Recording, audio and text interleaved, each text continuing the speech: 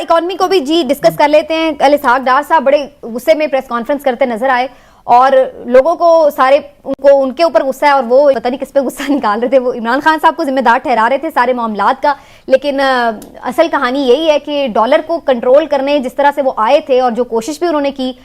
سب یہ کہہ رہے ہیں کہ مصنوعی طور پر ڈالر کے ریٹ کو فکس رکھنے کی وجہ سے بہت زیادہ کیوس ہوا ہے اور آئی ایم ایف کو بھی انہوں نے ناراض کیا ہے. تو یہ دو بنیادی وجوہات ہیں جو معیشت جو ہے جتنی زیادہ بری حالت میں ہے, اور اس کے بعد اب وہ ہاتھ جھاڑ کے کہہ رہے ہیں کہ اللہ تعالیٰ خود ہی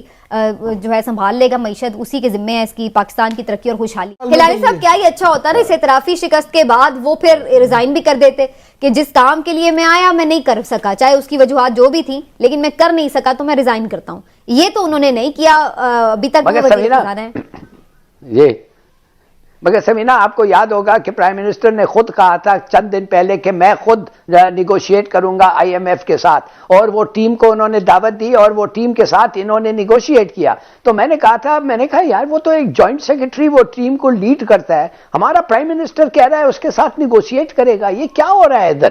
دیکھیے جب پرائم منسٹر نے اناؤنس کر دیا کہ وہ آ رہے ہیں, وہ ٹاکس کامیاب ہوں گے اور ہم ہر چیز ان کا مان دیں گے, تو یہ ڈار کو تو بیسکلی انہوں نے کہا تم ہٹ جاؤ, you are no longer required. بالکل صحیح, اس وقت اس کو کہنا تھا چلیے جی سی میں جا رہا ہوں خدا حافظ. مگر دیکھیے کس قسم کا سٹیٹمنٹ انہوں نے دیا ہے. اور سمینا 25% ہے منتھلی انفلیشن اس وقت, اگر وہ ڈالر ایسا جائے تو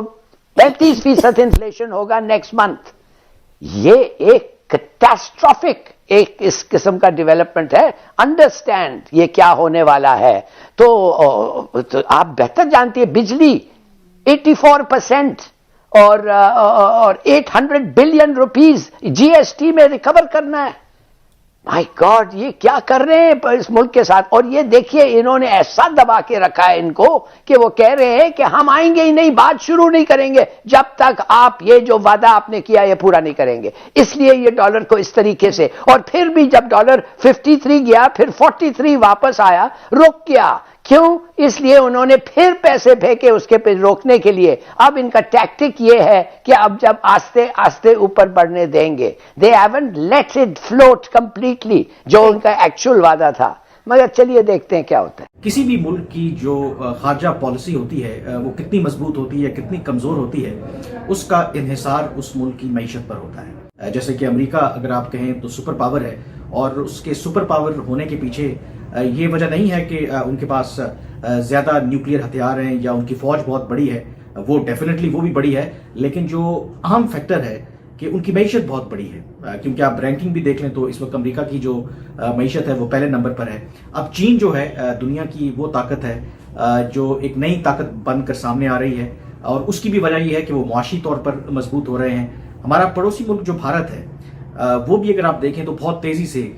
ترقی کر رہا ہے, اس کا انٹرنیشنل کلاؤڈ بڑھ رہا ہے, اور اس کی ایک بہت بڑی وجہ بلکہ سب سے بڑی وجہ یہ ہے کہ اس کی جو معیشت ہے وہ ترقی کر رہی ہے اور وہ گرو کر رہی ہے. ویسے تو جو پاکستان کی معیشت کا اس وقت حال ہے کہ اب ہم مجبور ہیں کہ جو آئی ایم ایف جو بھی ہمیں ڈکٹیٹ کرتا ہے ہمیں اس پر ہر صورت میں عمل درآمد کرنا ہے, کیونکہ اگر ہم نہیں کریں گے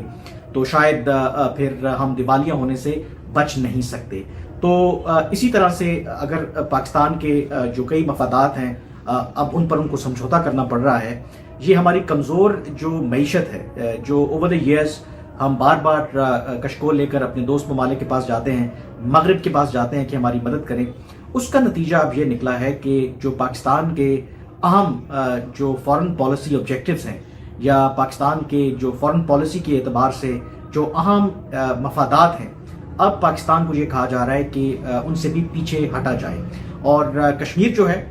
ڈیفینیٹلی پاکستان کی اگر خارجہ پالیسی دیکھیں 75 ایئرز میں, اور اس میں کوئی ڈھکی چھپی بات نہیں ہے, پاکستان کی خارجہ پالیسی کا ایک مرکزی نقطہ ہے. کیونکہ اسی وجہ سے کوئی بھی فورم ہو, کسی بھی لیڈر سے جب پاکستان کا کوئی بھی رہنما ملتا ہے, کوئی بھی انٹرنیشنل کانفرنس ہو, اس میں کشمیر کا ذکر نہ آئے یہ ہو نہیں سکتا. لیکن کیونکہ اب پاکستان کی جو معیشت ہے وہ اس نہج پر آ گئی ہے کہ ہمارے پاس جو آپشنز ہیں وہ نہ ہونے کے برابر ہیں. یا تو ہمیں اپنی معیشت کو بچانا ہے, جو 23 کروڑ کی یہ عوام ہے ان کے لیے کھانے پینے کا بندوبست کرنا ہے, یا پھر جو آپ کے کور انٹرسٹ جس میں کشمیر بھی شامل ہے ان کو بچانا ہے. اب میں یہ آپ سے کیوں کہہ رہا ہوں کہ جو خبر میں آپ کے ساتھ شیئر کرنا چاہتا ہوں کہ جیسے جیسے پاکستان کی معیشت جو ہے وہ ڈوب رہی ہے, ہمارے لیے مشکلات بڑھ رہی ہیں, تو اب جو ہمارے دوست ممالک ہیں ایون وہ بھی ہمیں یہ ایڈوائز کر رہے ہیں کہ آپ بھارت کے ساتھ امن کریں اور کشمیر پر سمجھوتا کر لیں اور کشمیر کو بھول جائیں. تو یہ نقصان ہوتا ہے جب آپ کی حکمران, جب ہم اپنی غلطیوں سے سبق نہیں سیکھتے اور جو ہماری غلطیوں کی وجہ سے اب معاشی طور پر اتنے کمزور ہو گئے ہیں کہ کیونکہ وہی وہ دوست ممالک ہیں نا, یو اے ای نے ابھی $2 ارب کا جو قرضہ ہم نے انہیں دینا تھا وہ رول اوور کیا, اگر نہ کرتے تو شاید یہ جو $3.1 ارب ہے یہ $1.1 ارب رہ جاتا. پھر $1 ارب انہوں نے مزید پاکستان کو قرضہ دینے کی بات کی ہے. ایگزیکٹلی سعودی عرب نے بھی جو کچھ عرصہ پہلے $3 ارب جو ہم نے پچھلے سال دسمبر میں ان کے واپس کرنا تھا اس کو رول اوور کیا, مزید $2 ارب انہوں نے قرضہ دینے کی بات کی ہے اور $10 ارب کی سرمایہ کاری کرنے کی بات کی ہے. اور ایک ایسے موقع پر جب پاکستان کو ڈالرز کی سرمایہ کاری کی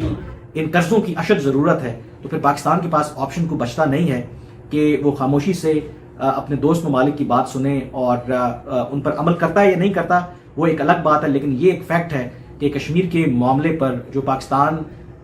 کی جو اس وقت معاشی صورتحال ہے, جو اب تک معاشی صورتحال ہے, اس کا بہت حد تک منفی اثر پڑا ہے اور پاکستان کے پاس جو آپشنز ہیں وہ ڈیفینیٹلی میرے خیال میں کم ہوتے جا رہے ہیں. ہندوستان کے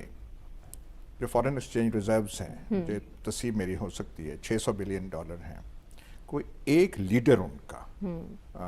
جو انڈر ورلڈ کے لوگ ہیں یا کوئی اور امیر لوگ ہیں, امبانیز کی میں بات نہیں کر رہا, جو سیاست میں ہیں ان کی کوئی باہر پراپرٹیز ہیں, باہر کوئی رہتے ہیں, کوئی ایک نام لیا جائے. کوئی مودی کی ہیں, ان کے وہ جو امت شاہ ہے اس کے بارے میں اور برا بھلا بہت کہا جا سکتا ہے کہ ان کی پراپرٹیز ہیں. کتنے ملک ہیں, کوئی مجھے بتا دے کہ